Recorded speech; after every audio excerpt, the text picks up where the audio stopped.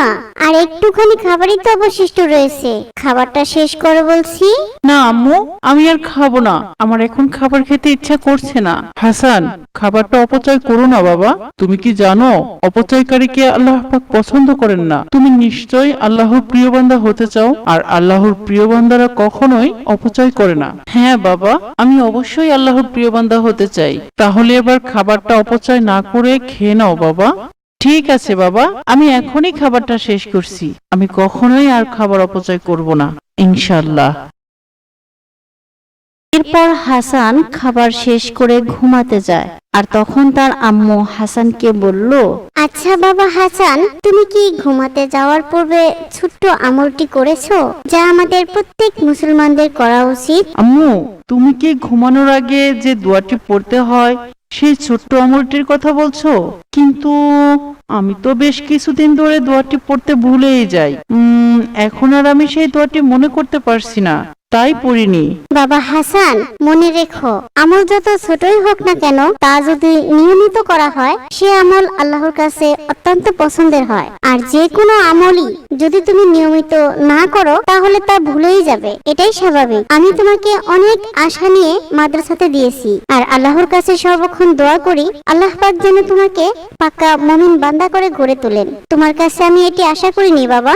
আম্মু, আমার ভুল হয়ে গেছে, আমাকে তুমি মাফ করো। তুমি একবার আমায় ঘুমানোর পূর্বের সেই দোয়াটি শিখিয়ে দাও, এরপর থেকে আমি নিয়মিত আমল করব।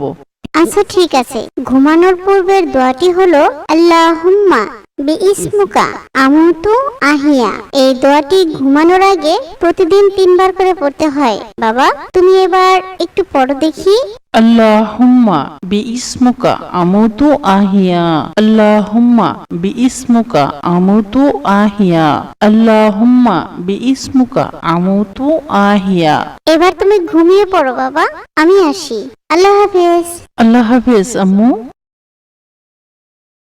পরের দিন হাসান তার বাবার সাথে বাজার থেকে ফিরছিল। পথিমধ্যে দেখলো একটা অ্যাক্সিডেন্ট হয়েছে, আর একজন লোক প্রচন্ড আঘাত পেয়ে পড়ে আছে। এরপর হাসান ও তার বাবা সেখানে এগিয়ে গেল। কি হয়েছে ওনার? এভাবে পড়ে আছেন কেন? আর আপনারা এবার দাঁড়িয়ে দেখছেন? তাড়াতাড়ি ওনাকে ধরুন, এক্ষুনি ওনাকে হসপিটালে নিতে হবে, না হলে যে উনি মরে যাবে। তাড়াতাড়ি ধরুন আমার সাথে। না ভাই, আমরা কেউ ধরতে পারবো না। কোন জায়গার না কোন জায়গার লোক, না জানি কোন বিপদ হয়, পুলিশ কেসও হতে পারে, আমরা ধরতে পারবো না ভাই। সি সি, এইসব কি বলছেন আপনারা? আল্লাহ আপনাদের হেদায়েত দান করুন।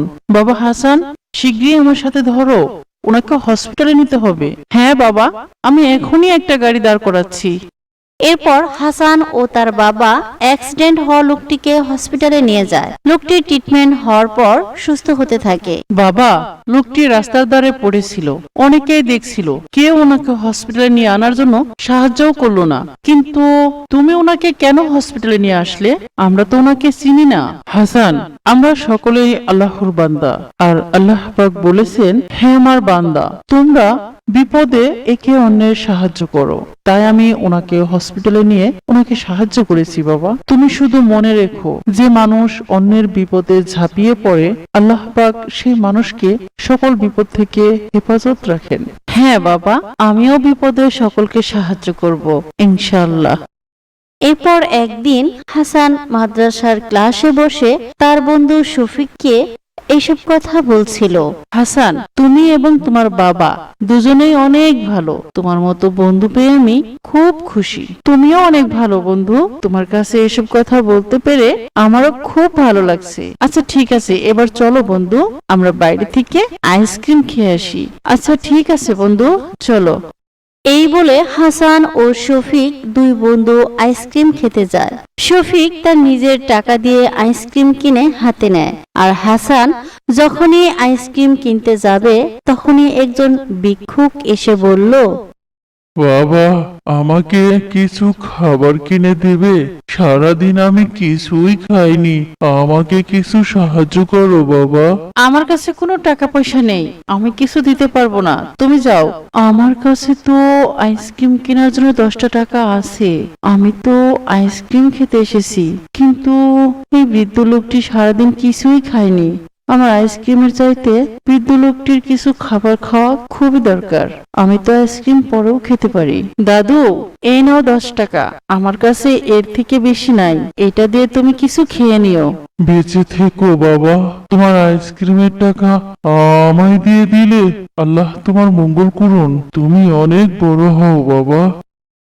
এরপর দুই বন্ধু যার যার বাড়ির দিকে চলে যায়। হাসান কিছু দূর আসার পর দেখলো রাস্তার ধারে একটি ছেলে হাত পেতে কান্না করছে আর সকলের কাছে সাহায্য চাইছে, কিন্তু কেউ তাকে কোনো সাহায্য করছে না। কি হয়েছে ভাই তোমার? তুমি এভাবে হাত পেতে কান্না করছো কেন? কি নাম তোমার? আমি ওমর। আমার বাবা খুব অসুস্থ, আজ 3 দিন ধরে জ্বরে বিছানায় শুয়ে আছে, কিন্তু টাকার অভাবে আমি আমার বাবার জন্য ওষুধ কিনতে পারছি না, তাই এখানে হাত পেতে দাঁড়িয়ে আছি, কিন্তু কেউ আমাকে সাহায্য করছে না। হাসান মনে মনে ভাবলো, আমার কাছে তো কোনো টাকা নেই, আমি বরং ওমরকে বাড়িতে আব্বুর কাছে নিয়ে যাই, আব্বু নিশ্চয়ই ওমরকে কিছু সাহায্য করবে।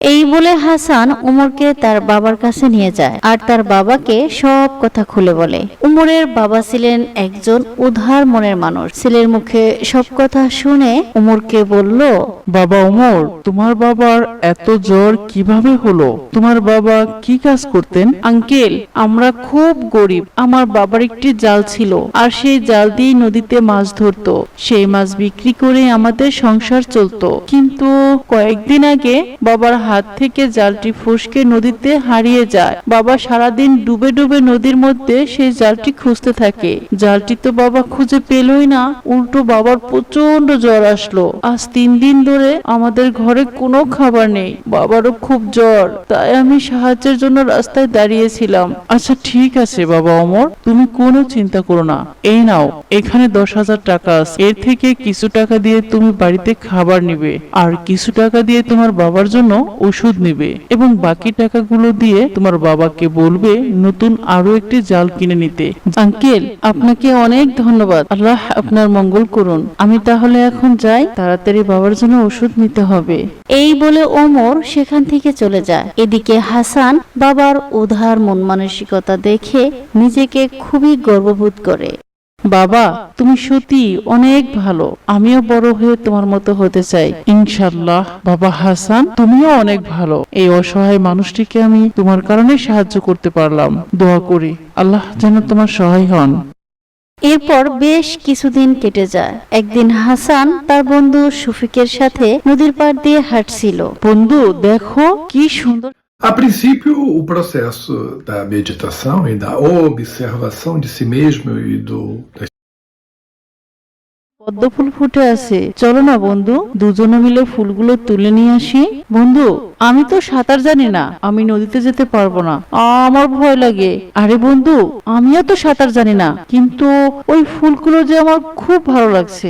আচ্ছা বন্ধু, আমরা বরং একটা লাঠি দিয়ে ওই ফুলগুলোকে নদীর পাড়ে নিয়ে আসি, তারপর খুব সহজেই হাত দিয়ে তুলে নিতে পারবো। এই বলে হাসান একটি লাঠি দিয়ে নদীর ভিতরে থাকা পদ্ম ফুলগুলো কাছে আনার চেষ্টা করছিল। হঠাৎ হাসানের পা পিছলে যায় আর হাসান নদীর ভিতরে পড়ে যায়।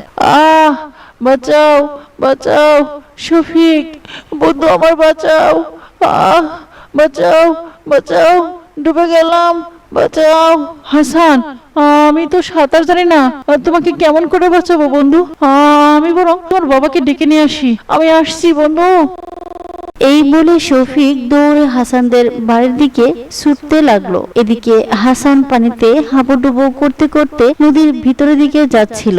এমন সময় ওমর ও তার বাবা নদীতে মাছ ধরতে আসে। বাবা, ওই দেখো, মনে হচ্ছে কে যেন ভুল করে নদীতে পড়ে গেছে, তুমি তাড়াতাড়ি ওকে তুলে আনো বাবা। তাই তো, তুই কোনো চিন্তা করিস না বাবা, আমি এখনই আমার জাল দিয়ে ওকে তুলে আনছি।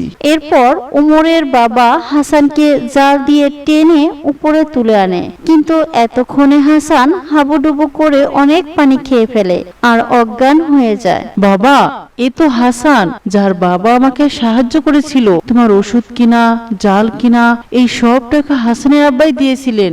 ও বাবা, হাসান তো কথা বলছে না। তুই কোনো চিন্তা করিস না ওমর, নদীতে ডুবে ও অনেক পানি খেয়ে ফেলেছে। ওর পেটের ভিতর থেকে পানি বের করলেই আশা করি ও ভালো হয়ে যাবে। এই বলে ওমরের বাবা হাসানের পেটের ভিতর চাপ দিতে থাকে আর হাসান মুখ দিয়ে পানি বের করতে থাকে। এভাবে অনেকক্ষণ করার পর হাসানের জ্ঞান ফিরে আসে আর তখনই হাসানের বাবা মা শফিক চলে আসে। হাসান, বাবা হাসান, তোর এখন কেমন লাগছে বাবা? তুই ঠিক আছিস তো? আলহামদুলিল্লাহ আম্মু, আমি আল্লাহর অশেষ রহমতে এখন সম্পূর্ণ ঠিক আছি। শুকুর আলহামদুলিল্লাহ। বাবা হাসান, তুমি ভয় পেও না, আল্লাহ তোমাকে সাহায্য করেছেন। তা না হলে তুমি যখন নদীতে পড়ে গেলে আর শফিক আমাকে ডাকতে গেল, আমি আসতে আসতে এতক্ষণে তুমি মরেও যেতে পারতে। মহান আল্লাহ রাব্বুল আলামিন এই উমর ও তার বাবাকে উসিলা করে তোমাকে সাহায্য করেছেন আর আমাদের বুকে ফিরিয়ে দিয়েছেন। ভাই, তোমাকেও অনেক ধন্যবাদ। আল্লাহ তোমার মঙ্গল করুন। সুপ্রিয় দর্শক বন্ধুরা, আসুন আমরা এই গল্প থেকে এই প্রতিজ্ঞা করি যে আমরা সব সময় অসহায়কে সাহায্য করব, ক্ষুধার্তকে খাবার দেব এবং সব সময় সব কাজে আল্লাহর শুকর আদায় করব। ইনশাআল্লাহ। গল্পটি ভালো লাগলে একটি লাইক দিন এবং কমেন্টে ইনশাআল্লাহ লিখুন। আল্লাহ হাফেজ।